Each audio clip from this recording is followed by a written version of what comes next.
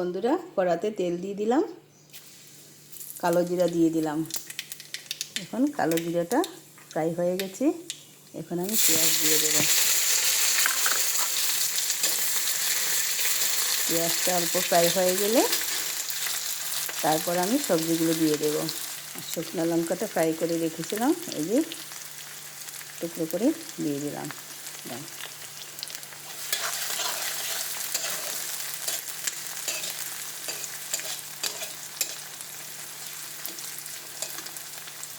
এই রুটির পাস্তাটা খেতে ভীষণ ভালো লাগে, কি বলবো আর।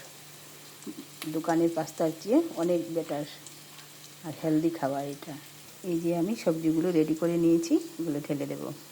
এখানে আমি সব ধরনের মশলা দেব। আর সবজি দিয়েছি, বিট দিয়েছি, বাঁধাকপি দিয়েছি, পেঁয়াজ দিয়েছি, কাঁচা লঙ্কা দিয়েছি, গাজর দিয়েছি, আলুটা দিইনি। ঠিক আছে বন্ধুরা, আর এটা তো দেবো লাস্টে। এখন মশলা দিয়ে দেবো সব।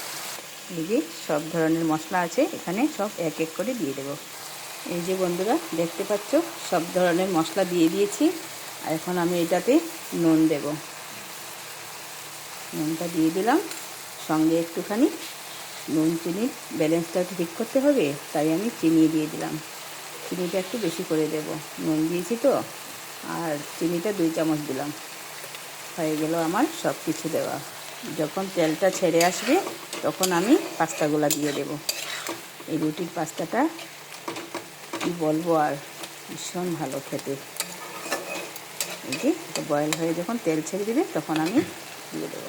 এই যে বন্ধুরা দেখতে পাচ্ছ, ফ্রাই হয়ে গেছে। এখন আমি এই পাস্তাগুলো দিয়ে দিচ্ছি।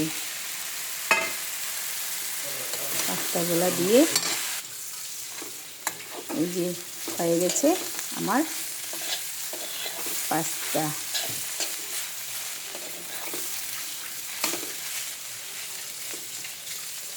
এই পাস্তাটা তোমরা ঘরে একবার বানিয়ে খাবে, তারপরে তোমরা বুঝতে পারবে যে বাইরের পাস্তা থেকে ঘরের পাস্তার কতটুকু মানে টেস্টি আর হেলদি। বিটরুট দিলে যে কালারটা চেঞ্জ হয়ে যায়। এখন আমি ধনেপাতা দিয়ে দেব। এই যে ধনেপাতাটা একটু বেশি করে দিলাম, খাওয়াটাও ভালো। আর এই যে এই পাস্তাটা আমার কমপ্লিট হয়ে গেছে বানানো। ঠিক আছে, ঢেকে রেখে দেবো, ব্যাস একদম কমপ্লিট। ঠিক আছে বন্ধুরা, তাহলে আজ এখানটা রেখে দিলাম। নেক্সট ভিডিওতে আবার দেখা হবে। Bye bye.